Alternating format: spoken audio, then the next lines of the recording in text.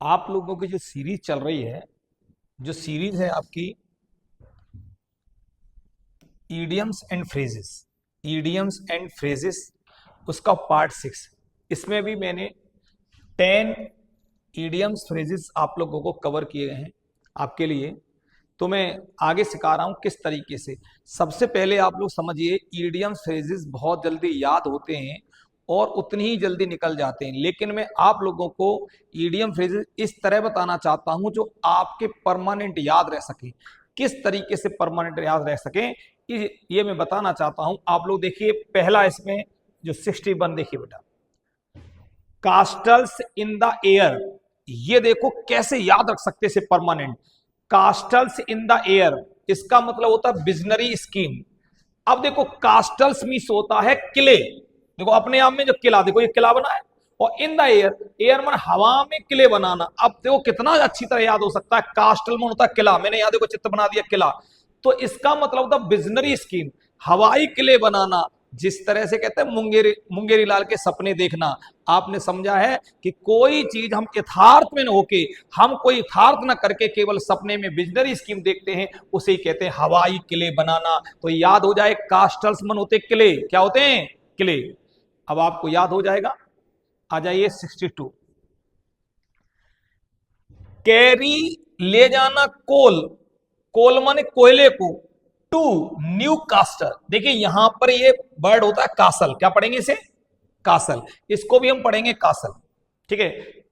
New castle, इसका मतलब क्या हुआ? कैरीमन ले जाना कोल, कोल को टू न्यू कासल। और देखिए एन बड़ा बना है, और जब कभी भी एन बड़ा होता तो आप पक्का समझ लीजिए कोई ना कोई ये प्रोनाउन है, आपका प्रॉपर नाउन है। और प्रॉपर नाउन अगर है तो प्रॉपर नाउन का मतलब ये कोई जगह। तो इंग्लैंड में, इंग्लैंड में ये शहर है, और ये शहर, शहर का नाम है, वहां पर सबसे ज्यादा कोला था। अब वहीं पर वापस ले जाना, तभी लिखा हुआ है उल्टे बांस बरेली को। To provide something already present in abundance, provide मन देना, समथिंग ऑलरेडी प्रेजेंट उपस्थित था इन अबाउंड, बहुत मात्रा में जो उपस्थित था। हमारे यहाँ जैसे बांस बरेली में, बहुत ज्यादा बरेली में बांस होते हैं, और उसको वापस ले जाना। इसी तरह कैरी मन ले जाना कोल को न्यू कासल, कासल शहर में वापस ले जाना। ठीक है, याद है ये कासल शहर है आपका। ठीक है, शहर की तस्वीर दी गई है। अब देखो बेटा, cook and bull story, cook and bull story, इसको कैसे याद रख सकते हैं? देखिए, ये इंग्लैंड में दो होटल थे, एक का नाम था कुक और एक का नाम था बुल। ये दो होटल थे इंग्लैंड में। यहां पर जो लोग बैठते थे, यहां पर जहां पर मतलब उनके लोग हुआ करते थे, वो हमेशा क्या करते थे? एक ऐसी स्टोरी सुनाते थे, ऐसी कहानी सुनाते थे कि अगर वो कहानी हमेशा झूठी रहती थी, इसीलिए नाम पड़ गया फॉल्स स्टोरी, बे सिर पैर की कहानी। तो आप समझ सकते हैं, cook, cock and bull story का मतलब इंग्लैंड में दो होटल थे, वहां पर लोग जाते थे, बस केवल क्या करते थे? केवल फालतू मतलब झूठी स्टोरियां बताते सुनाते रहते थे, ये हो गया, ये हो गया, इस तरह से। इस तरह याद रख सकते हैं cook and bull story. Come true, ये तो आपका बिल्कुल आसान है। कम ट्रू, यहां लिखा है प्रूव ट्रू, सत्य निकालना, कोई चीज सत्य होना। ठीक है, सत्य निकालना कहने का मतलब सत्य होना। क्राई फॉर द मून, इसको समझिए।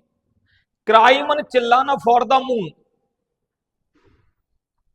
क्राई मन रोना किसके लिए? चंद्रमा के लिए। ये हम याद रख सकते किस तरीके से? जैसे भगवान श्री कृष्ण जब छोटे थे, जब हमारे कृष्ण छोटे थे, तो एक दिन बोल पड़े मैया ते, मैया मैं तो चंद्र खिलौना लूं, मैं तो चंद्रमा लूंगा, ये चंद्र खिलौना लूंगा। तो मैया बोली, मैया जानती थी ये चीज असंभव है। Wish for an impossible things, असंभव वस्तु की आशा करना। तो जानती थी कि चंद्रमा तो नहीं आ सकता है, तो किस तरीके से माँ ने चंद्रमा बनाया था। तो ये याद रख सकते हैं, कैरी क्राई मन रोना, फॉर द मून, असंभव वस्तु के लिए रोना। आप याद रख सकते हैं क्राई फॉर द मून, कितना आसान तरीका है, याद रख सकते हैं। कट ए सॉरी फिगर, इसका मतलब होता है to leave a poor impression, मतलब अच्छा प्रभाव न डालना। तो कट मन काटना, और सॉरी मन खराब, फिगर को फिगर सॉरी फिर, मतलब अब इसका मतलब क्या हो सकता है? याद रख सकते हैं भाई, हमने क्या किया? अच्छा प्रभाव नहीं डाल पाया, हमने पहली स्पीच दी, भाषण दिया, लेकिन मेरा अच्छा प्रभाव नहीं रहा। इसका मतलब हो गया कट ए सॉरी फिगर। क्या हो गया बेटा? कट ए सॉरी फिगर। आ जाओ, चिकन हार्टेड, ये भी याद रखने में क्या दिक्कत है। चिकन मन होता है चूजा, चिकन मन आप जानते हैं, ठीक है, चिकन मन होता है चूजा, मुर्गी का बच्चा, और उसका जो हार्ट होता है वो कमजोर होता है, कवर्डली होता है, इसका मतलब कायर होता है। तो चिकन हार्टेड का मतलब कावर्डली, कवर्डली, और कवर्डली का मतलब हो गया कायर। क्या हो गया बेटा, कायर। तो आप बताइए चिकन हार्टेड, कायर, कवर्डली। चाइल्ड्स प्ले, तो ये भी याद रखने में कोई दिक्कत नहीं, अरे बच्चों का खेल है, और बच्चों का खेल कैसा होता है, आसान होता है, समथिंग वेरी इजी, आसान काम। चाइल्ड्स प्ले का मतलब अपने आसान कार, something very easy. Call a spade spade, इसको समझिए। स्पेडमन होता है, आप जानते हैं स्पेडमन होता है, या आपका फावड़ा होता है, या ठीक है फावड़ा होता है, कुड़ाल होती है। तो फावड़ा जो होता है, ये वर्ड जो आया है वो इंग्लिश भाषा से नहीं, दूसरी भाषा से है। उसको साफ साफ कहना मतलब कालमन पुकारना, स्पेड, स्पेड वर्ड को वो साफ साफ पुकार रहा है, इसीलिए हो जाएगा to call a things as it is, मतलब साफ साफ कहना जैसा उसे पुकारा जाए। कॉल स्पेड स्पेड, इसका मतलब हम इस शब्द को बिल्कुल साफ साफ पुकार पा रहे हैं, एकदम साफ साफ, इसीलिए इसका नाम हो गया कॉल ए स्पेड स्पेड। क्या हो गया बेटा, कॉल ए स्पेड स्पेड। इसको देखो, cry over spilt milk, cry मन चिल्लाना, ओवर द स्पिल्ट कहने का मतलब आपने देखा होता है टू फील सॉरी, चिल्लाना जब दूध निकल जाता है, और आपने सुना होगा कि अब पछताए होत का जब चिड़ियां चुन गई खेत, यही होता है।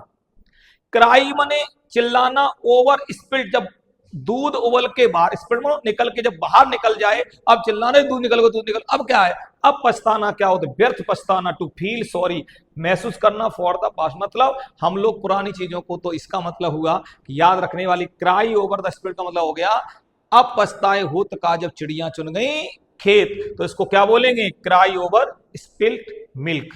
थैंक यू, धन्यवाद।